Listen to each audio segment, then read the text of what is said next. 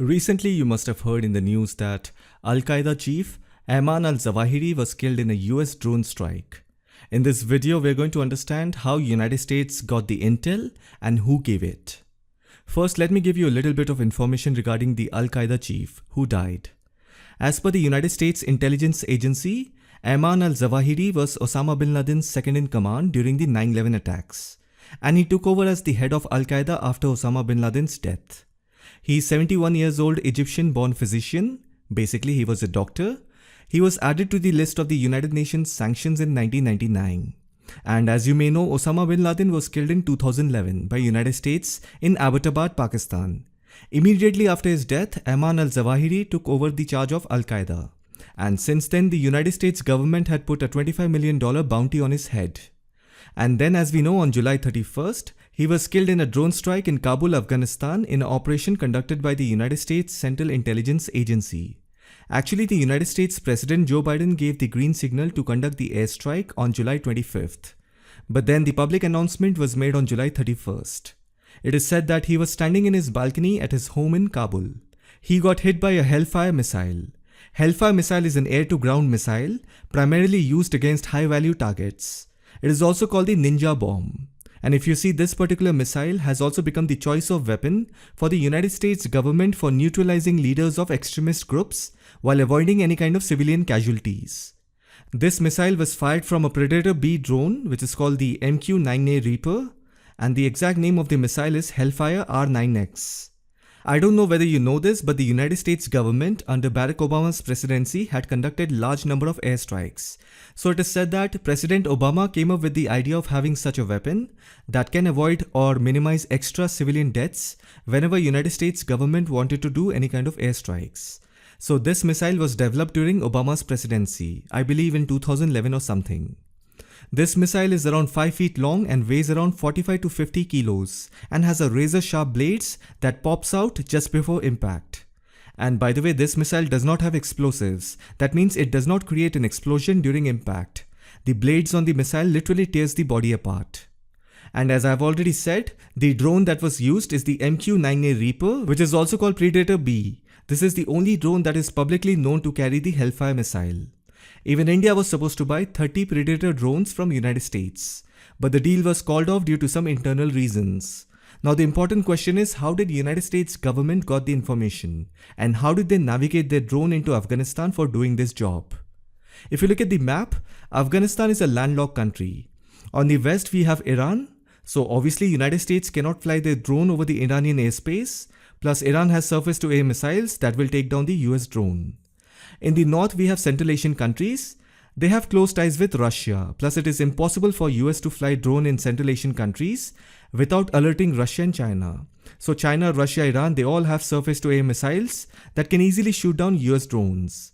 And now if you see, there's only one country that United States can use and has been using for a very long time in the past for doing such kind of job, and that is Pakistan. And you also have to understand that currently there is not even a single American troop in Afghanistan. Last year on 31st August 2021, all US troops have left Afghanistan. And by the way, if you want to know why United States left Afghanistan, I have made a video on it. The link is there in the top right corner. So Pakistan is the only country through which United States has always entered Afghanistan, and not just Afghanistan, but also to few Central Asian countries like Kyrgyzstan and Uzbekistan. If you watch my video on why United States left Afghanistan, in that I have explained in detail about the role of Pakistan. So watch that video, you will get to know a lot of things. So Pakistan has given their airspace, land and also the necessary information to United States for conducting this drone strike.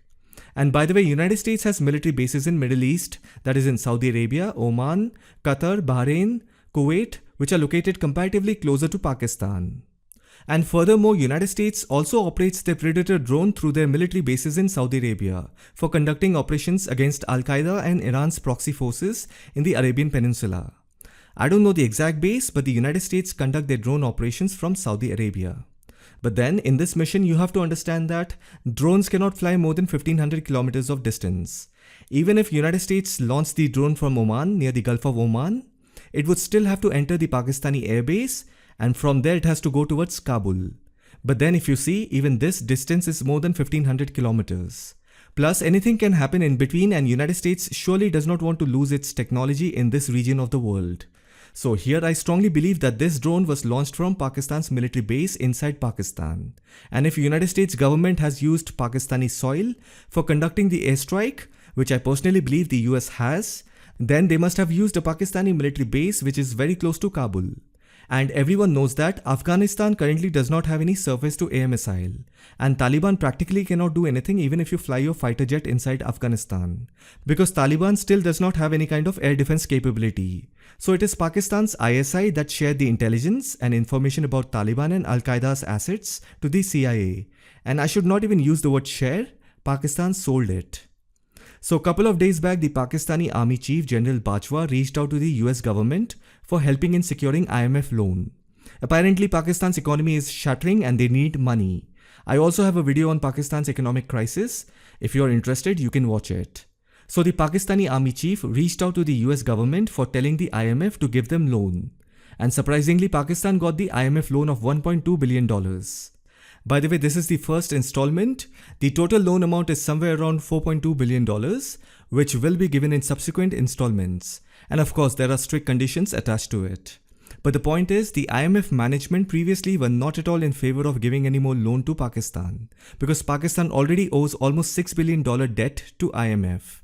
So how is it that the IMF approved a fresh $1.2 billion loan to Pakistan? Obviously, the US government did something, right? The United States is the largest shareholder in the IMF.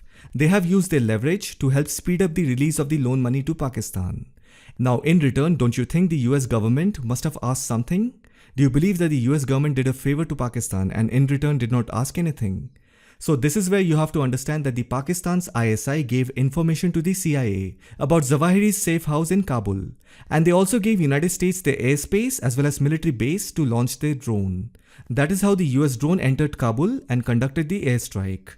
I have already said this in one of my videos. You have to understand one thing: if United States wants to use Pakistani territory, the Pakistan government and the Pakistan military cannot deny that.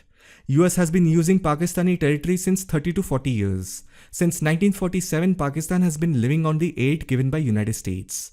The US has been the largest contributor of financial aid to Pakistan since 1947. Between 1951 and 2017, Pakistan received somewhere around $60 to $70 billion money in aid. Many Pakistani generals have their homes in United States and Europe. Their children live and study in Western countries. In fact, the former Pakistan's National Security Advisor, Moeed Yusuf, was himself a US citizen. Have you ever seen any country's National Security Advisor having a citizenship of some other country? And then if you remember, when Imran Khan was removed as the Prime Minister, he blamed Joe Biden's government behind his removal. Of course, the United States government rejected it. But then you will see an interesting thing happened. After Imran Khan's statement, Pakistan's General Bajwa had to immediately rush for damage control. He made a public statement in which he said that Pakistan shares a long and excellent strategic relationship with United States. So the point is, Pakistan can be used by United States whenever and however they want. And this time, in exchange of IMF loan money, Pakistan sold information of Al-Qaeda and Taliban to the CIA for $1.2 billion. And that is how the United States government conducted the drone strike on Al-Qaeda chief Ayman al-Zawahiri. This is not something that happened for the first time. In fact, it is on record. Pervez Musharraf has sold more than 4,000 Pakistanis to the United States in the form of militancy by putting a tag of Al-Qaeda and Taliban in exchange of money and commission. माहौल इधर 1979 से बहुत तब्दील होता चला रहा है। एक रिलीजियस मिलिटेंसी हमने पाकिस्तान के हक में यहाँ इंट्रोड्यूस की सोवियट्स को निकालने के लिए। ठीक है।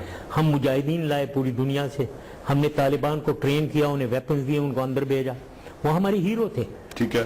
ये जो हक्कानी है, हीरो है हमारा जी। ठीक है। 80s का हीरो है। बिल्कुल है। ओसामा बिन लादेन हमारा हीरो था। CIA का भी था शायद। यस, ये ज़वाहिरी हमारा हीरो था। Now, whether the assassination of al-Zawahiri was right or wrong, that is United States business. But one thing is for sure, that both Al-Qaeda and Taliban, they know that Pakistan has leaked the information to the CIA.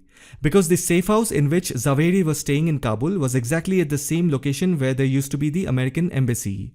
And obviously Taliban will not leak this information. And also, please don't be under the misconception that the CIA does not know that Pakistan's ISI already has information on al-Zawahiri. It is just that Pakistan's economic situation is so tight, they literally had to sell this information to the CIA in return of loan money from IMF. But whatever it is, Taliban and Al-Qaeda is aware of the fact that Pakistan has leaked this information. So either way, Pakistan is in a very difficult spot. Every now and then we are hearing in news about the killings of Pakistani soldiers in cross-border attack by Tehrik-e-Taliban. Now the question is, why did the United States government assassinate the Al-Qaeda chief? The most common as well as plain and simple reason is, he was Osama bin Laden's second in command during the 9/11 attacks, and he took over as the head of Al-Qaeda after Osama bin Laden's death. So naturally he would have been in the top of the list of people that the United States government wants to assassinate. Now apart from this reason, there is also another reason. So in my previous video, I have analyzed Joe Biden's visit to Saudi Arabia. If you haven't watched it, the link is there in the top right corner. So in that video, I have said that the West, specifically United States, does not want to negotiate with Russia. United States wants to continue the war against Russia, and at the same time it also wants an alternative to its domestic fuel supply from Saudi Arabia. But apart from securing energy market, Joe Biden also had some other tasks. One of them was to make Prince Mohammed bin Salman accountable for the murder of journalist Jamal Khashoggi's death, which did not work out to be that well. So back at United States, the human rights community was not happy with Joe Biden's approach. And the second thing was, Joe Biden did not succeed in gaining any momentum regarding release of some political prisoners, including former Crown Prince Mohammed bin Nayef, who is also the cousin of Mohammed bin Salman, because Mohammed bin Nayef was closer to United States. So Joe Biden did not succeed in this task as well. And the third thing is, Joe Biden had to talk to the Saudi prince about suspending offensive support for the Saudi-led coalition fighting in Yemen. And even that did not go as per the plan. So overall, if you see, Joe Biden's visit to Saudi Arabia was not a success, and his approval rating back in the United States has gone down drastically among his voter base. As a result, to secure some brownie points, it is believed that the assassination of Al-Qaeda chief would help Joe Biden improve his approval rating among his voter base. If you remember, Osama bin Laden was killed during Obama's tenure, and the second in command of Osama bin Laden got killed in Joe Biden's tenure. So you can see an easy pattern of United States Democratic Party. So the killing of Ayman al-Zawahiri is considered as a move for improving Joe Biden and his political party's image. And to be very honest, the CIA always knew that Zawahiri was hiding in the border area of Pakistan and Afghanistan. And since he was killed in Kabul, so obviously Taliban and Al-Qaeda works together. They have close ties, there is no doubt in that. And if you remember, when United States was leaving Afghanistan, at that time it was said that Taliban, Al-Qaeda and Islamic State Khorasan, they all are each other's rival, and Taliban wanted to finish Al-Qaeda and Islamic State Khorasan. In fact, in my comment section, I have seen many Pakistani citizens used to say that Taliban and Tehrik-e-Taliban are two different entities. But that is not the case. They all are same. They pretend to the world that they are different. They are not rivals of each other. They are sinister partners. In fact, now it is proven that the safe house to the Al-Qaeda chief in Kabul was provided by Taliban. If Taliban and Al-Qaeda still maintains close ties, then this information is also known to Pakistan's ISI. After all, Taliban is the creation of Pakistani army and ISI. Again, please watch my video why US left Afghanistan. In that I have explained in detail. So this information was leaked by Pakistan's ISI. Biden ordered the assassination on July 25th. So it is not that Pakistan gave information to CIA on 24th or 25th. The CIA got this information, or in other words, Pakistan's ISI sold this information much earlier. That is how the US government could do all the planning. But the timing of the assassination was planned after Joe Biden's visit to Saudi Arabia, because clearly Joe Biden did not succeed in his Saudi Arabia trip. And then if you see, the Russia-Ukraine conflict is slowly backfiring on the United States government. Plus the US economy is also not good. It's getting worse day by day. And now US is again looking for another conflict in the name of Taiwan. So all these things work great for covering up blunders. That is why I say that for gaining political leverage and improve Joe Biden's image back in United States, because it is a fact that Joe Biden's approval rating is sinking day by day in United States. So to improve the image of the Democratic Party, this airstrike was conducted in July end, right after Biden's Saudi trip. And Pakistan will always be there to serve United States' interests in the South Asian region. Similarly, in East Asia, Taiwan, South Korea and Japan will serve United States' interest. Just like Eastern European countries and Ukraine serve United States' interests against Russia. I hope you found this video informative. Thank you for watching it.